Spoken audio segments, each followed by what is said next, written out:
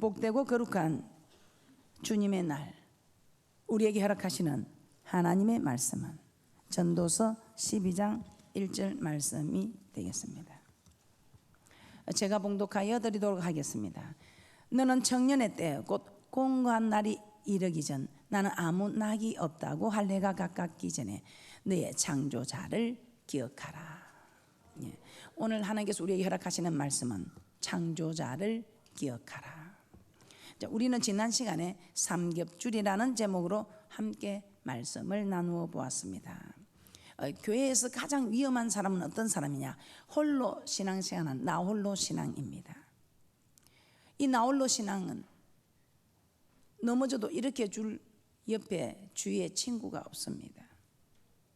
혼자서 기도하고 혼자서 예배드리고, 그래서 혼자서 넘어져도 옆에 믿음의 친구가 없기 때문에, 일으켜 줄 사람이 없기 때문에 교회에서 가장 위험한 사람은 누구냐? 나 홀로 신앙생활하는 사람. 그래서 여러분들은 조금이라도 힘이 있으면 여러분은 선교회에 소속이 되고, 또 여러분이 안내로, 교사로, 성가대로, 식당 봉사로 여러분들이 할 수 있는 범위를 넓혀서 자꾸만 자기의 영역을 넓혀감으로 나 홀로 신앙이 아니라 함께 더불어 가는 그런 신앙의 사람이 되어야 함을 말씀을 통해서 우리에게 깨닫게 하셨습니다. 오늘은 창조자를 기억하라는 제목으로 말씀을 나눠보도록 하겠습니다. 우리를 창조하신 이는 하나님입니다. 그런데 이 세상을 창조하신 분도 하나님이고, 그러면 하나님을 기억하라 이렇게 해야 될 건데, 오늘 우리 하나님께서는 말씀을 통해서 어떻게 말씀하고 있습니까? 창조자를 기억하라. 하나님을 기억하라가 아니고 창조자를 기억하라. 자, 이 창조자를 기억하라 이 말은 무슨 말이겠습니까? 우리 하나님께서는 우리를 창조한 목적을 기억하라 이 말입니다. 할렐루야. 그래서 우리 하나님께서 오늘 우리에게 주시는 말씀의 제목이 창조자를 기억하라. 이 창조자는 하나님. 그런데 하나님을 기억하라 하지 않고 창조자를 기억하라 이 말은 창조의 목적을 기억하라. 그래서 오늘 이 시간에 창조의 목적을 한번 찾아보도록 하겠습니다. 창조의 목적은 무엇인가? 예수 믿는 사람들이라면 왜 하나님이 우리를 창조하셨는가 정도는 다 알고 있습니다. 이사야서 43장 7절 말씀을 보겠습니다. 이사야서 43장 7절입니다. 우리 하나님께서는 우리를 창조한 목적이 내 영광을 위하여 창조하였다. 할렐루야. 영광을 위해서 창조되었구나. 우리는 이런 사실을 너무나 잘 알고 있습니다. 이사야서 43장 7절입니다. 합독합니다. 시작. 무릇 내 이름으로 일컫는 자 곧 내가 내 영광을 위하여 창조한 자를 오게 하라. 그들을 내가 지었고 만들었느니라. 맞습니까? 그래서 우리 하나님께서는 우리를 지으신 목적이 영광을 위해서 창조하셨기 때문에 먹든지 마시든지 무엇을 하든지 하나님의 영광을 위하여 하라고 고린도전서 10장 31절에 말씀하고 있습니다. 고린도전서 10장 31절 제가 봉독하여 드리도록 하겠습니다. 먹고 마시는 사소한 일에까지도 하나님의 영광을 위해서 하라 이 말입니다. 할렐루야. 그래서 물 한 잔을 마셔도, 숨을 한 번 쉬어도 주의 영광을 위해서, 물 한 잔을 마셔도 숨을 한 번 쉬어도 오직 하나님의 영광을 위해서 살아. 왜? 우리는 하나님의 영광을 위해서 창조되었기 때문입니다. 고린도전서 10장 31절입니다. 그런즉 너희가 먹든지 마시든지 무엇을 하든지 다 하나님의 영광을 위하여 하라. 맞습니까?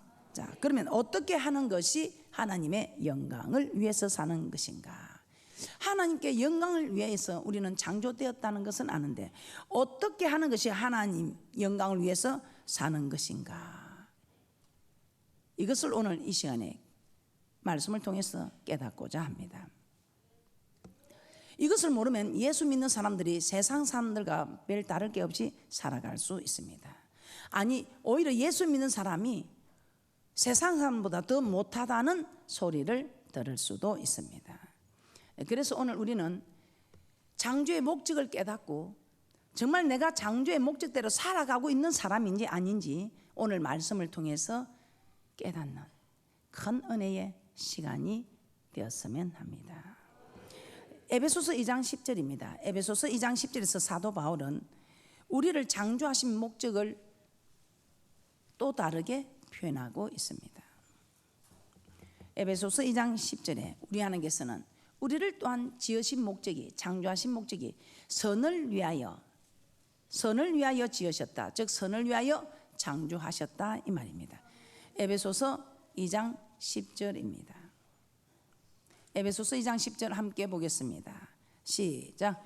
우리는 그의 만드신 바라 그리스도 예수 안에서 선한 일을 위하여 지으심을 받은 자니 이 일은 하나님이 전에 예비하사 우리로 그 가운데 행하게 하려 하심이니라. 하나님은 선한 일을 행하라고 우리를 지으셨다고 말씀하고 있습니다. 그래서 영광을 위하는 것이 선을 위하는 것, 선을 행하는 것 맞습니까? 선한 일을 하는 것이 하나님께 영광을 드리는 것. 자, 디도서 2장 14절을 한번 찾아보도록 하겠습니다. 디도서 2장 14절에서는 구원하신 목적이나 창조의 목적이 동일함을 말씀하고 있습니다. 그래서 우리는 하나님께 영광 드리는 창조의 목적은 무엇인가, 또 우리를 구원하신 목적은 무엇인가 한번 살펴보면 창조의 목적이나 구원의 목적이나 동일함을 오늘 디도서 2장 14절에서는 말씀하고 있습니다. 디도서 2장 14절입니다. 자, 우리를 죄에서 구원하신 이 목적은 선한 일을 열심히 하는 친백성이 되게 하려 하심이라고 말씀하고 있습니다. 그럼 우리는 에베소서 2장 10절에 선한 일이 하나님께서 우리를 지으신 목적, 창조의 목적임을 알게 된 것 맞습니까? 그래서 구속하신 목적이나 창조의 목적이 동일함을 이 디도서 2장 14절에서는 말씀하고 있습니다. 디도서 2장 14절입니다. 시작. 그가 우리를 대신하여 자신을 주심은 모든 불법에서 우리를 구속하시고 우리를 깨끗하게 하사 선한 일에 열심하는 친백성이 되게 하려 하심이니라. 아멘. 우리를 죄에서 구원하신 목적은 선한 일을 열심히 하는 친백성이 되게 하기 위함이다. 자, 그러므로 창조의 목적과 우리를 구원한 목적이 동일하다 이 말입니다. 자, 그렇다면 하나님께서 우리를 구원하신 목적은 무엇일까? 우리를 구원하신 목적은 무엇일까? 우리는 출애굽 과정을 통해서 출애굽 7장 16절이나 출애굽 8장 1절이나 출애굽 8장 20절이나 출애굽 9장 1절이나 출애굽 9장 13절이나 출애굽 10장 3절에서 우리를 구원하신 목적은 하나님을 섬기게 하기 위함이라는 것을 우리는 너무나 잘 알고 있습니다. 그렇다면 하나님께서 우리를 구원하신 목적은 하나님을 섬기게 하기 위함인데 구약의 이스라엘 백성들은 아브라함의 자손입니다. 섬기게 하기 위함인 것을 두고도 우리는 구약의 이스라엘 백성들은 아브라함의 자손이라는 것을 우리는 잘 알고 있습니다. 그런데 오늘날 예수 믿는 우리 또한 아브라함의 자손이라고 갈라디아서 3장 29절에서는 말씀하고 있습니다. 갈라디아서 3장 29절을 보겠습니다. 이스라엘 백성이 구원받은 목적이 우리를 구원한 목적과 동일한 것이다 이 말입니다. 그리고 구원하신 목적이 창조의 목적과 동일하다. 이스라엘 백성이 아브라함 자손이듯이 우리도 그리스도에 속한 자면 아브라함 자손이라고 말씀하고 있습니다. 갈라디아서 3장 29절입니다. 합독합니다. 시작. 너희가 그리스도에 속한 자면 곧 아브라함의 자손이요 약속대로 유업을 이을 자니라. 아멘. 이스라엘 백성들이 아브라함 자손이듯이 우리가 그리스도에 속한 자면, 주는 그리스도시요 살아계신 하나님의 아들이라고 고백한 그리스도에 속한 자면 우리도 또한 아브라함 자손이다 이 말입니다. 그래서 우리 하나님께서는 이스라엘 백성을 애굽에서 구원하여 하나님의 백성이 되게 한 이 목적과 우리 하나님께서 우리를 그리스도에게 속하여 아브라함 자손에게 되게 한 이 목적, 모든 것이 창조의 목적이나 구원의 목적이 동일하다 이 말입니다. 자, 그러면 우리 하나님께서는 하나님을 섬기는 것, 이 하나님을 섬기는 것, 구원한 목적, 이 섬기는 것이 무엇인가? 신명기 27장 8절에서 10절을 한번 보도록 하겠습니다. 우리 하나님께서는 우리를 구원하셔서 하나님의 백성이 되게 하신 이유가 무엇인가를 잘 기록하고 있습니다. 우리 하나님께서는 우리를 구원하시면 하나님을 섬기게 하기 위해, 하나님을 섬기는 것이 무엇이냐? 하나님 말씀에 순종하게 하기 위함인 것을 오늘 신명기 27장 8절에서 10절에서는 명백하게 기록하고 있습니다. 신명기 27장 8절에서 10절 합독합니다. 시작. 너는 이 율법의 모든 말씀을 그 돌들 위에 명백히 기록할지니라. 모세가 레위 자손들로 더불어 온 이스라엘에게 구하여 가로되 이스라엘아 잠잠히 들으라. 오늘날 내가 내 하나님 여호와의 백성이 되었으니 그런즉 내 하나님 여호와의 말씀을 복종하여 내가 오늘날 내게 명하는 그 명령과 규례를 행할지니라. 아멘. 즉 하나님의 백성이 되었으니, 하나님의 백성이 되었으니, 즉 하나님의 백성이 되게 한 것은 하나님의 말씀을 지키며 살게 하기 위함이다 이 말입니다. 하나님이 우리를 구원하시면, 하나님이 우리를 구원하셔서 하나님의 백성이 되게 하시면 하나님의 말씀에 복종하여 우리 하나님께서 명하시는 그 명령과 규례를 지키는 것이라고 말씀하고 있습니다. 그러므로 우리를 구원한 목적과 우리를 창조한 목적이 동일하다면 우리 하나님께서 우리를 창조한 목적, 창조자를 기억하라 이 말은, 창조의 목적을 기억하라 이 말은 우리 하나님이 우리를 구속하셔서 이제 우리에게 법을 주십니다. 우리가 전 세계에 각 나라마다 법이 있어서 그 나라 국민은 그 법을 지키듯이 천국의 시민권을 가진 우리는 하나님 나라의 법이 주어져서 그 법을 지켜야 한다 이 말입니다. 그래서 우리 하나님은 그 법을 말씀으로 기록하시고 이 말씀을 우리에게 명령하여 주셨다 이 말입니다. 그래서 우리는 이 모든 말씀에 복종하는 이것이 하나님을 섬기는 것이며 우리 하나님께서 우리를 구원한, 우리를 즉 창조한 목적이다 이 말입니다. 자, 그러면 이제 여러분들이 나는 과연 오늘 저 목사님이 창조자를 기억하라 이렇게 설교를 하는데 나는 과연 창조의 목적대로 살고 있는 사람인지 아닌지 여러분은 이제 여러분 자신을 분별해야 됩니다. 여러분은 여러분 자신을 진단해야 합니다. 여러분이 그냥 무조건 교회만 왔다고 하나님을 섬기는 자, 아닙니다. 여러분이 교회에 왔다고 예배만 드렸다고 하나님을 섬기는 자일까? 아닙니다. 오늘 제가 많이 보여드릴 수는 없으나 제가 오늘 세 가지만, 여러분이 창조의 목적대로 살고 있다면 이런 증거가 나타나는 세 가지만 말씀을 드리도록 하겠습니다. 물론 우리 하나님께서 여러분을 낮추고 테스트하는 과정이 있습니다. 여러분을 정말 잘 연단하여서 정금 같은 믿음으로 나오게 하기 위한 그런 훈련 과정에 있는 일도 있습니다. 그러나 우리는 하나님께서 우리를 낮추사 테스트하는 과정일지라도 우리는 우리 자신을 말씀에 비추어 보면서 말씀으로 돌아올 때 우리 하나님께서는 참으로 내 열조보다 번성케 해주겠다는 하나님의 말씀대로 우리가 모두 회복되어지는 큰 은혜와 축복이 있을 줄 믿습니다. 창조의 목적대로 살고 있는 증거. 창조의 목적은 하나님의 말씀을 지키며 사는 것이라고 말씀을 드렸습니다. 그러면 창조의 목적대로 살면 반드시 증거가 나타나는데 어떤 증거가 나타나는가? 첫째, 고난을 당합니다. 베드로전서 3장 17절을 한번 보도록 하겠습니다. 베드로전서 3장 17절입니다. 오늘 베드로전서 3장 17절에서는 선을 행함으로 고난을 받는다 이렇게 기록이 되어 있습니다.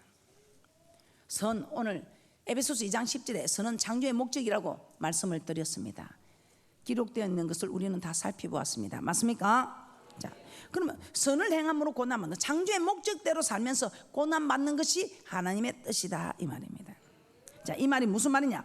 말씀대로 살면 반드시 고난이 따라온다 이 말입니다.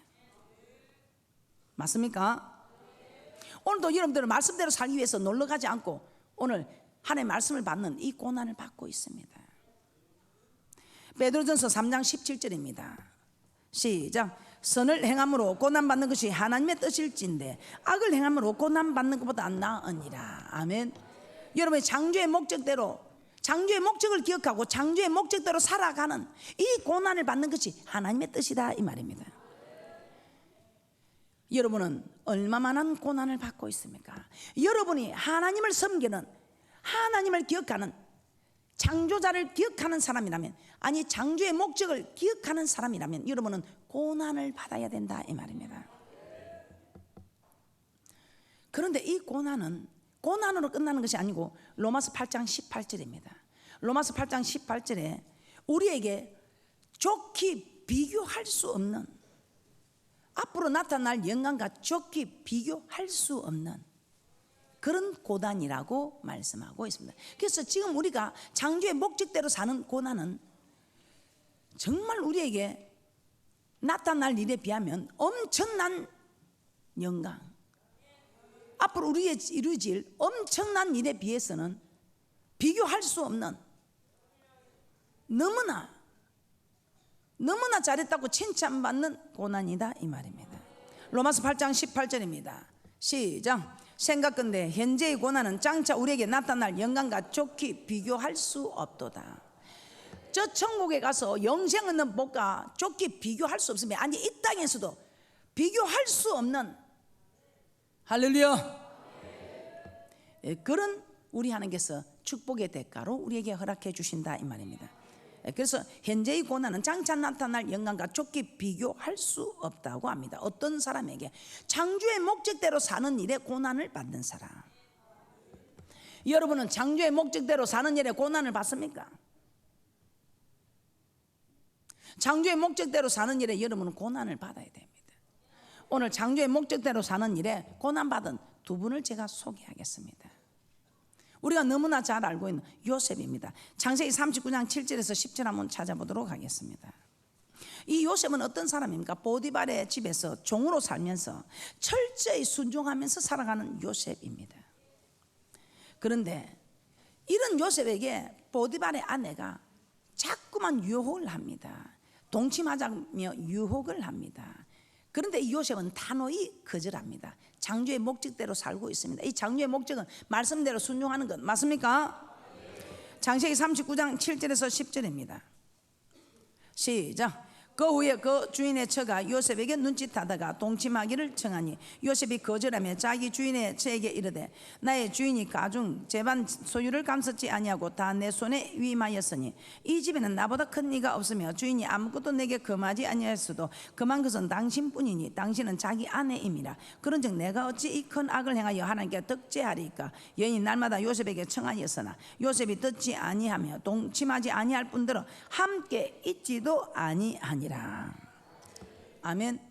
그래서 이 요셉은 지금 유혹을 물리치고 있습니다. 왜? 하나님 아버지 말씀대로 사는, 창조의 목적대로 사는 것은 하나님이 하지 말라는 거 하지 않는 것입니다. 그래서 간음하지 말라는 이 말씀을 지키기 위해서 이 유혹을 물리칩니다. 동침하지 아니할 뿐 아니라 함께 있는 자리도 피하고 있다 이 말입니다. 이런 고난을 받았을 때에, 그런데 이 말씀대로 사는 이 요셉에게 자기를 탐하려고 했다는 누명을 씌워서 옥에 가두어지는 아주 어려운 고난을 받게 됩니다. 그런데 웬일입니까? 우리 하나님께서는 장차 나타날 영광과 좋게 비교할 수 없다. 앞으로 저 천국에서 영생 얻는 이 영광도 영광이지만 이 땅에서도 우리 하나님께서는 좋게 비교할 수 없는, 고난과 좋게 비교할 수 없는 하나님 우리에게 영광을 주신다는 것입니다. 그래서 이 요셉은 정말 말씀대로 사는 이 일에, 선을 행하는 이 일에 고난을 받으면 선을 행하는 이것이 하나님의 뜻이다. 선을 행함으로 받는 이 고난이 하나님의 뜻일진데 말씀대로 사는 이 고난을 요셉은 받았다 이 말입니다. 내가 말씀대로 사는데 유혹도 물리쳤네, 왜 내가 감옥에 오느냐고 원망하고 불평하지 아니고 여전히 하나님이 나를 테스트하는 일이니, 하나님께서 나를 이 테스트에 합격했으니, 사람들은 나를 누명을 씌우고 나를 어렵게 했지만 우리 하나님께서는 나를 보셨으니 하나님은 나를 영광과 좋게 비교할 수 없는 축복으로 감당하게 하실 것이다. 그래서 요셉은 국무총리가 되었던 것입니다. 여러분도 말씀대로 사는 고난이 다가옵니까? 나는 목사님 말씀대로 사는데 왜 이렇게 어렵습니까? 염려하지 마시기 바랍니다. 우리 하나님께서 반드시 쫓기 비교할 수 없는 축복의 대가로 갚아주실 것입니다. 이스라엘 성군 다윗을 또 한번 보도록 하겠습니다. 말씀대로 살다가 많은 고난을 받았습니다. 사무엘상 26장 9절에서 11절입니다. 이 다윗도 말씀대로 살다가 엄청난 고난을 받습니다. 이 다윗은 사울의 생명을 구해주고 또 사울의 사이가 되었습니다. 그런데 이 사울은 다윗을 시기합니다. 다윗은 만만요 사울은 천천히라는 여자들의 장하는 소리에 시기하여 이 다윗을 죽이려고 합니다. 이 다윗은 사울을 피하여 도망 다니고 있습니다. 얼마나 긴 세월을 도망을 다니면서도 이 사울을 죽일 수 있는 기회가 2번이나 있었습니다. 그럼에도 하나님의 말씀에 기름 부은 받은 자를 만지지 말라, 상하지 말라는 하나님의 말씀 때문에 이 사울을 죽일 수 있는 기회가 2번이나 있었지만 말씀에 순종하기 위해서 죽이지 않으므로 계속 도망을 다녀야 되는 이는 고난을 받게 됩니다. 사무엘상 26장 9절에서 11절입니다. 시작. 다윗이 아비새에게 이르되 죽이지 말라. 누구든지 손을 들어 여호와의 기름 부음을 받는 자를 치면 죄가 없겠느냐. 또 가로되 여호와께서 사시거니와 여호와께서 그를 치시리니 혹 죽을 날이 이르거나 혹 전장에 들어가서 망하리라. 내가 손을 들어 여호와의 기름 부음을 받은 자를 치는 것을 여호와께서 금하시나니 너는 그의 머리 곁에 있는 창과 물병만 가지고 가자 하고. 사울을 죽이는 건 하나님께서 하실 일이다. 아비새가 다윗이야, 내게 기회를 주소서. 내가 2번 찌를 것이 내 실력을 알지 않습니까? 제가 단번에 땅에 꽂겠습니다. 그대 손에 피를 흘릴 필요 없습니다. 제가 하겠습니다. 그렇게 했을 때 우리 같으면 그래 나는 손에 피를 안 묻혔다, 네가 한 일이다 하고 우리는 모르는 척하고 가만둘 수도 있습니다. 그런데 말씀을 아는 자가 그냥 그 일을 가만두고 묵인하는 것도 함께 죄를 짓는 것입니다. 죽이지 말라. 여호와의 기름 부음을 받은 자를 치면 죄가 없겠느냐. 그것을 보고 묵인하는 나 또한 죄가 없겠느냐 이 말입니다. 하나님이 하실 일이다. 하나님께서 전쟁에 내보내든지 하나님께서 그를 치시든지 하나님이 하실 일이다 하고, 내가 손을 들어 여호와의 기름 부음 받은 자를 치는 것을 여호와께서 금하셨으므로 나는 말씀에 불순종하는 일을 하지 않겠다며, 이 다윗은 계속해서 도망 다니는 쫓기는 신세가 되는 이 고난을 받고 있습니다. 그러나 우리 하나님께서 말씀을 지키는 다윗을 우리 하나님께서는 도망 다니는 그 고난 속에도 지켜주셨고, 아멘. 말씀을 지키는 자를 우리 하나님께서도 지켜주신다 이 말입니다.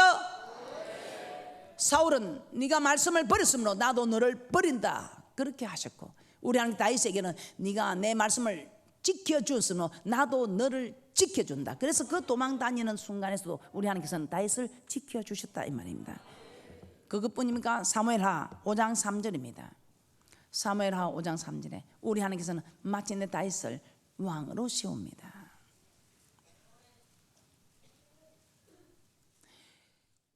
우리가 선을 행함으로 받는 이 고난, 이것이 하나님의 뜻일진데 장차 나타날 영광과 좋게 비교할 수 없다는 것을 아시고, 여러분이 창조의 목적을 아신다면, 창조자를 기억한다면, 창조의 목적대로 즉 말씀대로 순종하는 고난을 받는 일에 두려워 마시고 의아해 하지도 마시고 힘들어 하지도 마시고, 좋게 비교할 수 없는 장차 나타날 영광을 바라보면서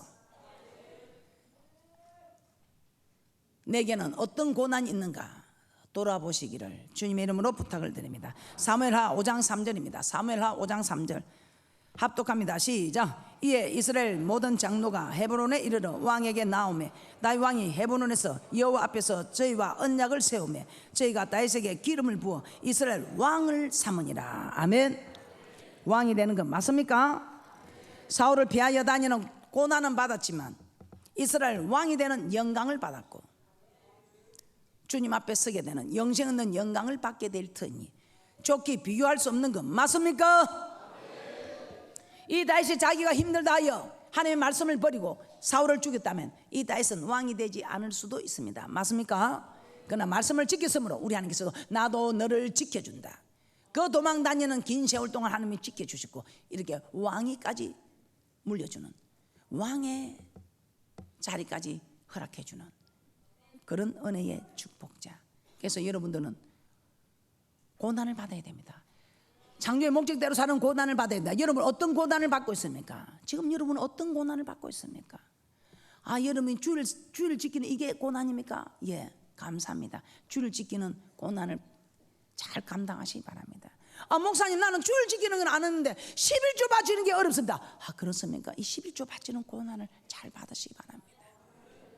목사님 나는 11조까지도 아는데 매일 저녁 기도하는 이 고난이 제가 어렵습니까? 그러면 이제는 여러분은 그 고난에 들어가야 됩니다.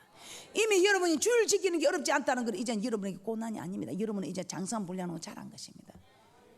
나는 11조 바치는 건 어렵지 않습니다. 예, 그러면 여러분은 이제는 11조 바치는 믿음의 장성불량으로 올랐습니다. 그러면 이제는 여러분이 다른 고난에 도전을 해야 됩니다. 목사님 나는 저녁 기도해도 나는 어렵지 않습니다. 예, 그렇습니까? 그럼 이제 여러분은 다른 고난에 동참해야 됩니다. 여러분 이런 고난이 다 통과된 분들은 이제는 전도의 고난을 받으시기 바랍니다. 전도함으로 핍박을 받고 전도함으로 내가 내보다 못한 사람에게 가서 예수 믿으세요, 예수 믿으세요. 그냥 집을 두드리니 문을 열었다가 문을 확 닫아버리고 사람 또 정신 나간 사람 취급을 하고 마음이 섭섭하여 돌아서는 내가 꼭 이렇게 해야 되나? 그때 우리 주님께서 사랑하는 내 아들아 내 딸아 네가 네 자녀를 잃어버렸으면 찾아주는 사람이 좋겠니? 아무 생각 없이 그냥 기다리는 사람이 좋겠니? 그럴 때 우리는 답이 나오는 것입니다. 우리 주님의 심령을 헤아려서 전도하는 고난 받아야 한다는 것입니다. 이것이 창조의 목적을 기억하는 이제 여러분은 창조의 목적대로 산다면 여러분 고난을 받아야 됩니다. 목사님 내가 신앙생활하는 거 나는 별로 힘들지 않습니다. 이젠 그건 고난이 아닙니다. 이제는 더 큰 고난을 도전해야 합니다. 할렐루야. 10년 전이나 지금이나 똑같은 믿음의 자리에서 똑같이 주일 성수하고 똑같이 그만 그대로의 물질 생활을 하면서 그냥 그대로의 기도 생활을 한다면 아닙니다. 우리는 우수한 사람은 10년 전보다는 지금이, 1년 전보다는 지금이, 한 달 전보다는 지금이, 어제보다는 오늘이 나은 사람이 우수한 사람, 위대한 사람이라고 우리는 깨닫게 되었습니다. 여러분은 창조의 목적대로 사는 일에 어떤 일이 고난입니까? 이제는 여러분들이 다 고난이 패스가 된 분들은 이제는 나는 더 큰 고난에 도전하는 도전장을 내는 축복자들이 되시기를 주님의 이름으로 부탁을 드립니다. 골로새서 1장 24절입니다. 여러분들은 이제 나는 이미 이런 고난이 아니다 할 때 여러분들은 전혀 기도에는 나오는 건 문제가 아닌데 나는 1천 문제가 어렵다. 그러면 1천 문제 하다가 중단하시면 다시 도전하시기 바랍니다. 나는 1천 문제 맞췄는데 2천 문제 들어가기 어렵다. 2천 문제 도전하시기 바랍니다. 2천 문제는 맞췄는데 3천 문제 도전이 어렵다. 3천 문제 도전하시기 바랍니다. 그래서 여러분은 빨리빨리 모든 고난을 통과하시고 이제는 더 나은 고난을 위해서 여러분들이 도전할 때에 우리 하나님께서는 참으로 기뻐하시고 우리 하나님께서도 자꾸만 우리의 믿음을 단계를 높이셔서 그 높은 단계에 흡족한 영광을 우리에게 허락하는 은혜와 축복이 있을 줄 믿습니다.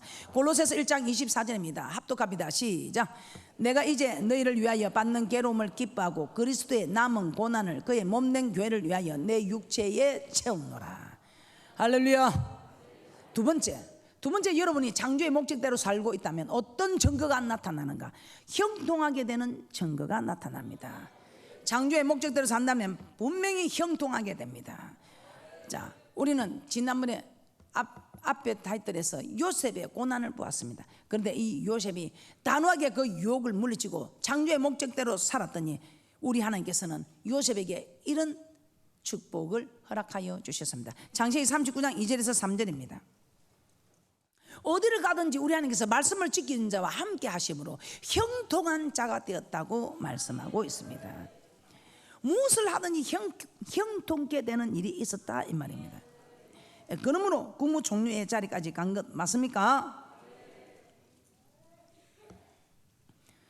창세기 39장 2절에서 3절입니다. 시작. 여호와께서 요셉과 함께 하심으로 그가 형통한 자가 되어 그 주인 애굽 사람의 집에 있으니 그 주인이 여호와께서 그와 함께 하심을 보며 또 여호와께서 그의 범사에 형통케 하심을 보았더라. 맞습니까? 창세기 39장 23절입니다. 23절에서도 우리 하나님께서는 요셉이 말씀을 지켰으므로 하나님께서 말씀을 지킨 자와 함께 합니다. 그래서 그 범사에 형통케 하셨다 합니다. 창세기 39장 23절입니다. 시작. 전옥은 그의 손에 맡긴 것을 무엇이든지 돌아보지 아니하였으니 이는 여호와께서 요셉과 함께 하심이라. 여호와께서 그의 범사에 형통케 하셨더라. 아멘. 창조의 목적대로 살면 여러분에게 어떤 증거가 나타나는가? 형통한 증거가 나타나게 됩니다. 아멘.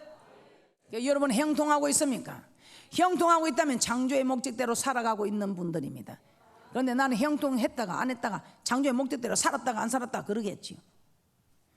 범사에 형통해 되는 축복이 있을 수 있도록 창조의 목적대로 살아가는 귀한 분들이 되시기를 주님의 이름으로 부탁을 드립니다. 또 한 예를 보겠습니다. 하나님께서는 가나안 정복을 앞두고 여호수아에게 다른 것을 요구하지 않습니다.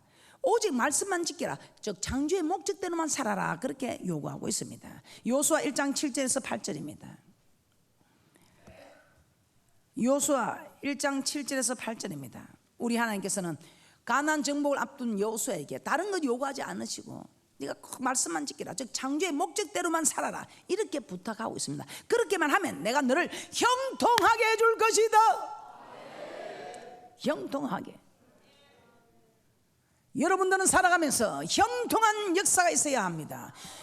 예수 믿는 사람이라면, 진주 초대교회 성도들이라면, 진주 초대교회 지성전들 성도님들이라면 모두가 형통한 역사가 있어야 된다 이 말입니다. 이것이 창조의 목적대로 사는 사람들에 나타나는 증거다 이 말입니다. 여호수아 1장 7절에서 8절입니다. 시작. 오직 너는 마음을 강하게 하고 극히 담대하여 나의 종 모세가 내게 명한 율법을 다 지켜 행하고 좌우로나 우로나 치우치지 말라. 그리하면 어디로 가든지 형통하리니 이 율법책을 내 입에서 떠나지 말게 하며 주야로 그것을 묵상하여 그 가운데 기록한 대로 다 지켜 행하라. 그리하면 내 길이 평탄하게 될 것이라. 내가 형통하리라. 맞습니까? 계속해서 우리 하나님께서는 형통하리라, 평탄하게 될 것이라, 형통하리라. 아멘. 창조의 목적대로 살면 그렇게 될 것을 우리 하나님께서는 말씀하고 있습니다. 네가 내 말씀만 지키라, 즉 창조의 목적대로만 살아라. 그러면 네가 어디를 가든지 형통하게 할 것이다, 평탄케 될 것이다, 형통하게 될 것이다. 아멘. 그래서 사실 그런지 그 사건들이 일어났지요. 이스라엘 백성들이 가나안을 들어가고 할 때 어떤 장애물이 있었습니까? 넘실거리는 요단강이 가로막고 있었습니다. 맞습니까? 여호수아 3장 15절에서 17절 한번 보도록 하겠습니다. 여호수아 3장 15절에서 17절입니다. 이 언약궤를 맨 제사장들에게 요단 물가에 이르는 요단에 그냥 들어서라고 있습니다. 그 넘실거리는 물에 그냥 빠져 죽으라 이 말이요. 고고 물속을 향해서 죽을 각오로 들어가라 이 말입니다. 그냥 죽어라, 생명 던져라 이 말입니다. 그런데 창조의 목적은 말씀대로 순종하는 것이다. 하나님께서 주의 종을 통해서 말씀을 외칠 때에 순종하는 그 사람에게 우리 하나님께서는 죽고자 하여야 살 것이요 살고자 하여야 죽을 것이요. 오늘 여기 역사가 나타나고 있습니다. 형통한 역사가 나타나고 있습니다. 여호수아 3장 15절에서 17절입니다. 시작. 요단이 몸에 거두는 시기에는 항상 언덕에 넘치더라. 개를 맨 자들이 요단의 이름에 개를 맨 제사장들의 발이 물가에 잠기자 곧 위에서부터 흘러내리던 물이 거쳐서 심히 멀리 사드란에 가까운 아담 읍벤방에 일어나 쌓이고 아라바의 바다 여매로 향하여 흘러가는 물은 온전히 끊어지며 백성이 여리고 앞으로 바로 건널새 여호와의 언약궤를 맨 제사장들은 요단 가운데 마른 땅에 굳게 섰고 온 이스라엘 백성은 마른 땅으로 향하여 요단을 건너니라. 맞습니까? 언약궤를 맨 제사장들의 발이 요단물에 잠그자 물이 그대로 갈라지고 백성들은 많은 땅으로 행하여 요단을 건넜다고 합니다. 형통한 역사 맞습니까? 여러분이 말씀대로 사는 고난을 받고자 오늘 여기 이 백성들은 그냥 죽을 각오했다 이 말이죠. 목숨을 던졌다 이 말이에요. 그런데 여러분 목숨 던지라 소리까지 안 합니다. 우리가 너무나 잘 알고 있는 길을 가다가 곰을 만났는데 한 친구는 나무로 올라가고 한 친구는 나무도 올라갈 수 없어서 그냥 엎드려서 죽은 척하고 있었습니다. 죽은 척하고 있었더니 그 곰이 지나가는 그 장면, 저는 그것을 깨닫고 야, 우리 하나님 말씀에 그냥 말씀하시면 죽는 신용이라도, 목사가 말을 하면 죽는 신용이라도, 부모님이 말을 하면 죽는 신용이라도, 선생님이 말씀하시면 죽는 신용이라도, 윗사람이 말을 하면 죽는 신용이라도, 상관이 말을 하면 죽는 신용이라도 하는 그 사람이 좋겠습니까? 고개 뻣뻣 치르들고 들은 척만 척하고 그냥 아무 감각이 없는 듯한 그런 표정을 여러분은 원하십니까? 오늘 여러분들이 모두가 부모가 되어보고 윗사람이 되어보고 가르치는 이가 되어보고 상관이 되어보고 선배가 되어보고 이 자리에 아무도 앉지 못하는 사람은 없을 것입니다. 그런 때에 그냥 죽는 신용을 하는 그 사람이 솔직히 좋습니까? 좀 잘못 시켜도 그냥 뻣뻣하게 있는 무표정한 그 표정이 좋습니까? 잘못 시켜도 근데 바르게 시키는데 순종하지 않고 뻣뻣한 표정이라면, 무표정한 표정이라면 이건 아니다 이 말입니다. 그래서 저는 그렇습니다. 저는 어떤 일에도 죽는 신중을 해봅니다. 앞으로 진주초대교회 아니 우리 지성제대 모든 성도님들은 죽는 신중이라도 좀 해보시기 바랍니다. 곰도 살려주고 가는데 우리 하나님께서 내가 곰보다 못하겠느냐. 그 곰도 죽는 신중을 하는 그 사람을 그래서 그런지는 모르겠지만 지나갔는데 만군의 여호와 하나님께서는 내가 곰보다 못하겠느냐. 좀 죽는 신중이라도 해봐라. 그럼 우리 하나님께서는 살려주지 않겠느냐 이 말입니다. 여러분 신앙생활 할 때 죽는 각오 없이 되겠습니까? 죽고자 하네요 살 것이요 살고자 하네요 죽을 것인데 죽는 각오는 못해도 여러분이 여러분 마음에 맞지 않다 하여 이렇다 저렇다 말하지 마시고 앞으로 이 교회만큼은 죽는 신용이 안 되면 살아있는 표정은 하지 마시고 살아있는 소리를 나타내지 마시고 할렐루야. 내 마음에 맞지 않고 좀 힘들어도 여러분 자녀들이 부모가 마음이 좀 맞지 않고 해도 부모 마음을 맞추는 그 자녀가 좋습니까?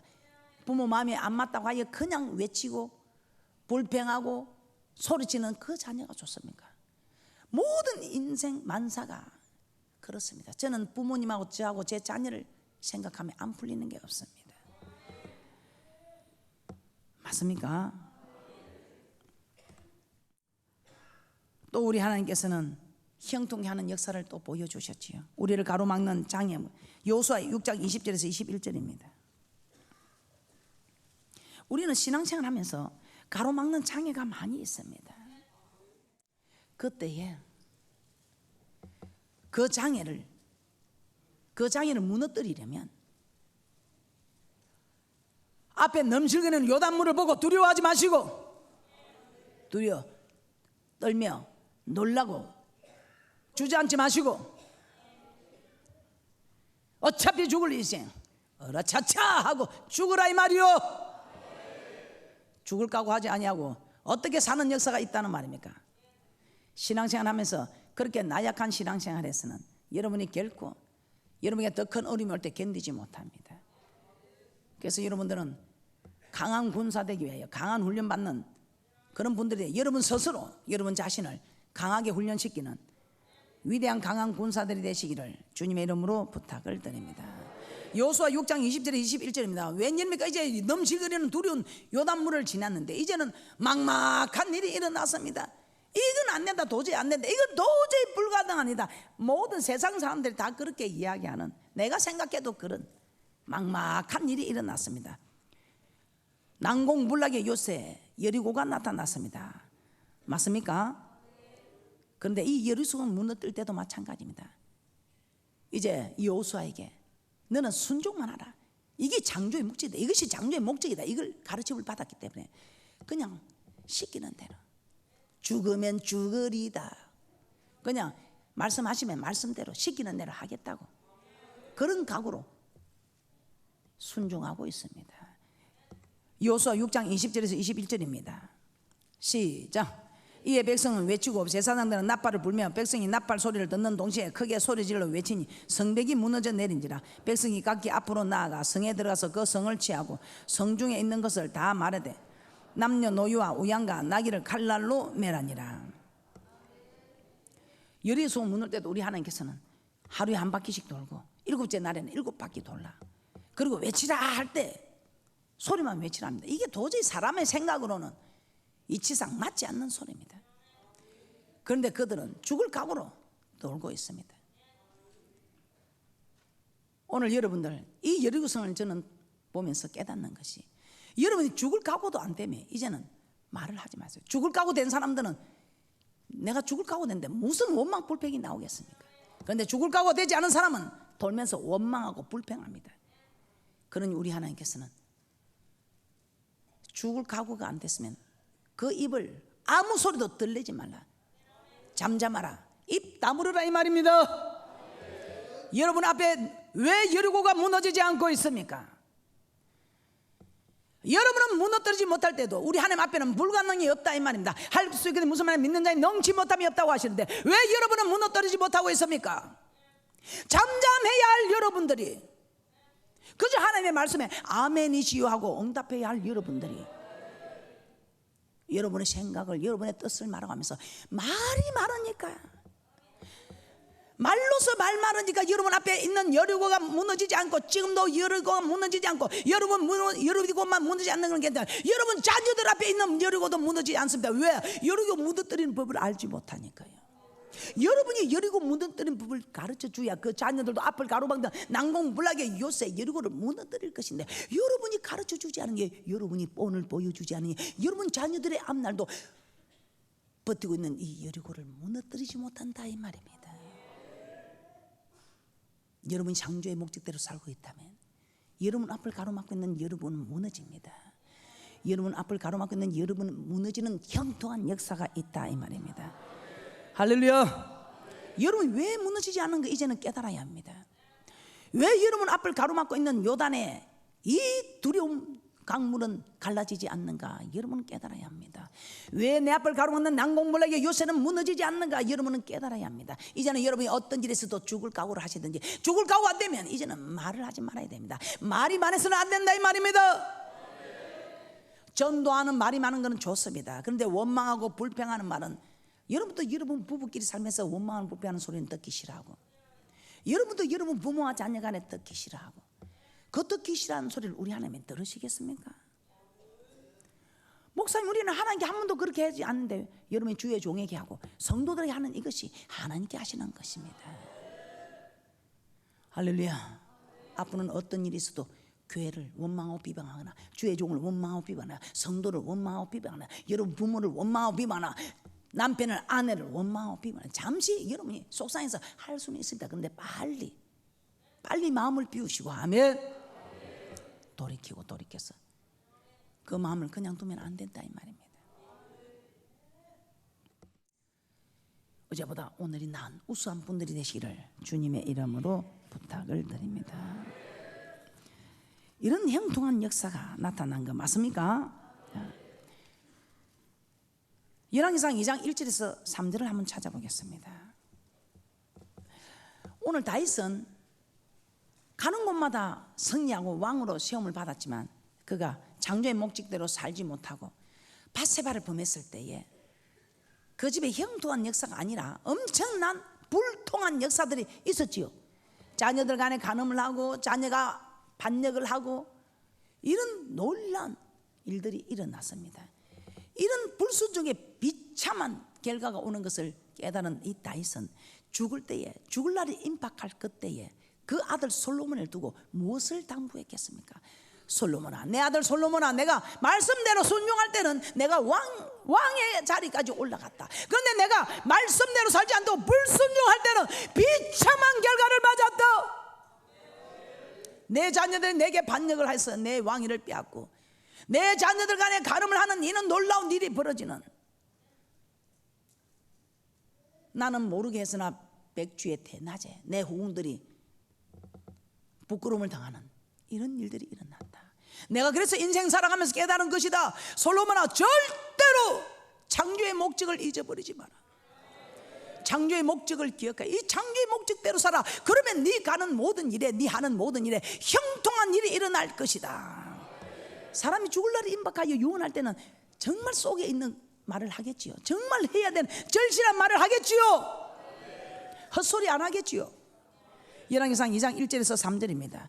합독합니다. 시작. 다윗이 죽을 날이 임박하며 그 아들 솔로몬에게 명하여 가로되 내가 이제 세상 모든 사람의 가는 길로 가게 되었노니 너는 힘써 대장부가 되고 내 하나님 여호와의 명을 지켜 그 길로 행하여 그 법률과 계명과 율례와 증거를 모세의 율법에 기록된 대로 지키라. 그리하면 내가 무엇을 하든지 어디로 가든지 형통할지라.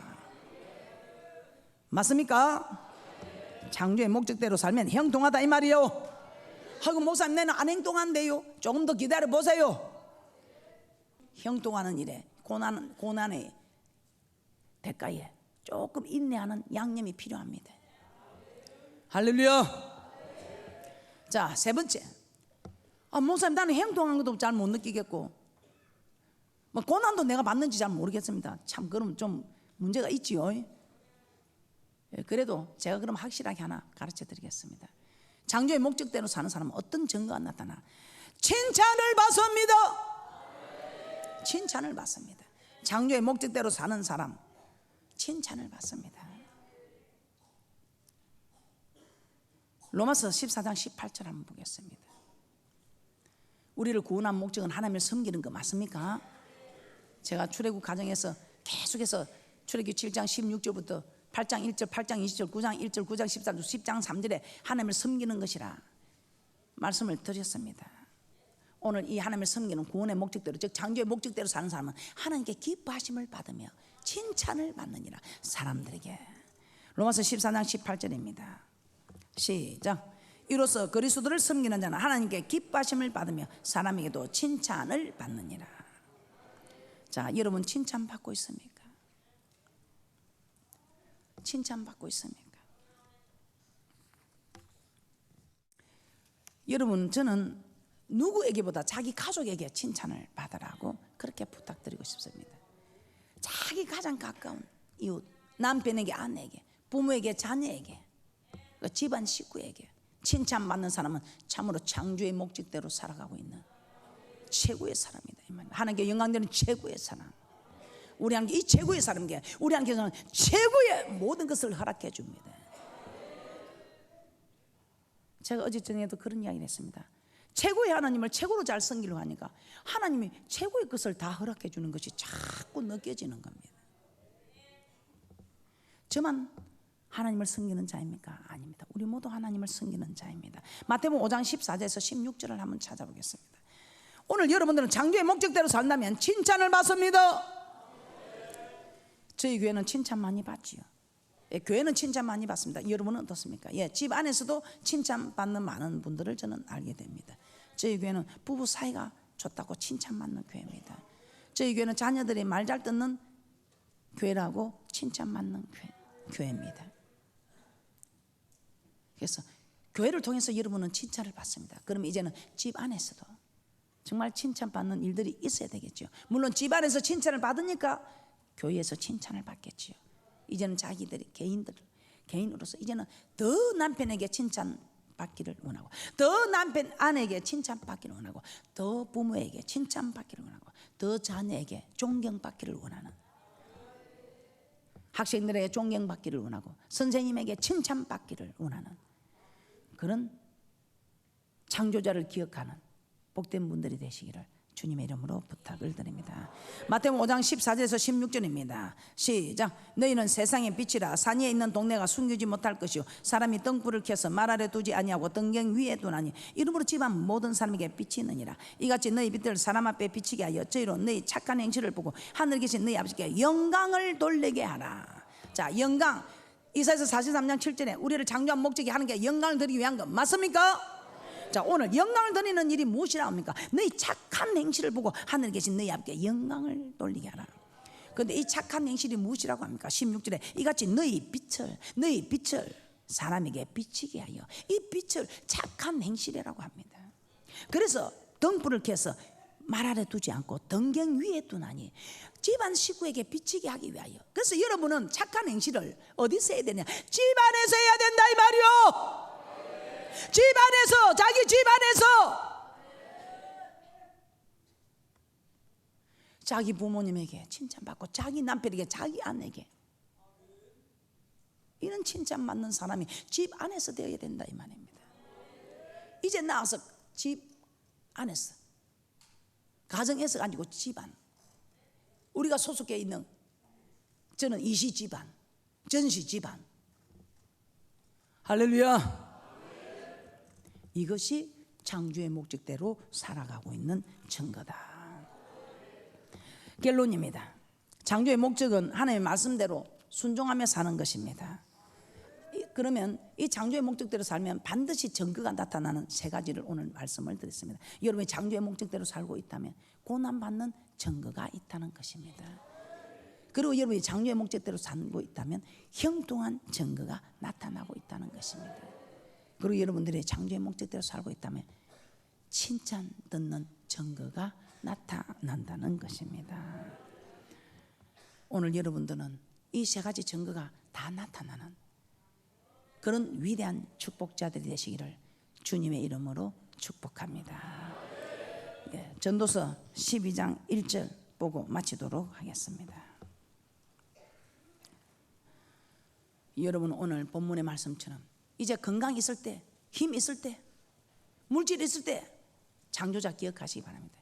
이제는 나이 들어서 힘도 없고 물질도 없고 건강도 없고 실력도 없고 없을 때야 아이고 그때 내가 좀 열심히 잘할 것 후회하지 마시고